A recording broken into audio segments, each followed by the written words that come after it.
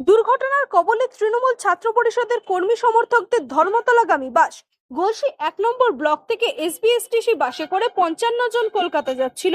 তৃণমূল ছাত্র পরিষদের প্রতিষ্ঠা দিবসের জন্য কলকাতাগামী বাসের বাম দিকে ধাক্কা মারে একটি ট্যাঙ্কার। ঘটনাটি ঘটেছে বর্ধমানের গোদা এলাকায়। ধাক্কা মারার ফলে বাস উঠে যায় 19 নম্বর জাতীয় সড়কের ডিভাইডারে। বেশ কয়েকজন তৃণমূল ছাত্র পরিষদ কর্মী অল্প স্বল্প আহত হয়েছেন।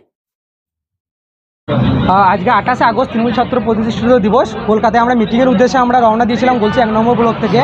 তো আমরা যখন বর্ধমানের এটা মেবি এটা গোদা হবে যতটা সম্ভব, তো গোদার কাছে একটা তেল ট্যাঙ্কারকে যখন আমাদের বাস পাস করছিল, ওভারটেক করছিল, তখন সেই বাস হয়তো কোনো যান্ত্রিক প্রবলেম বা তার কিছু ঘুমিয়ে গিয়েছিলো, যা কিছু প্রবলেম হয়েছিল, সে পুরো আমাদের বাসকে একটা জোরেভাবে তার টক্কর মারে বাসটাকে, এবং আমাদের বাসটা রাস্তা থেকে পুরো বেরিয়ে পুরো ডিভাইডারে যে আটকে যায়। আমাদের ড্রাইভার খুবই দক্ষ ড্রাইভার ছিল আমাদের, সেই কারণে আমাদের বাসটা বাঁচিয়ে নেয় আমাদের।